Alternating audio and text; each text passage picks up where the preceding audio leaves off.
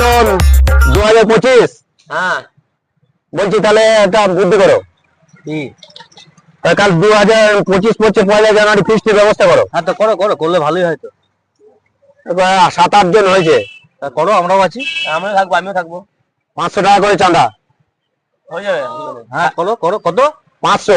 500? আচ্ছা, এমনি কম সম হবে না? না, যদি বলো তোমার জন্য একটা অফার আছে। কি বলো বলো বলো।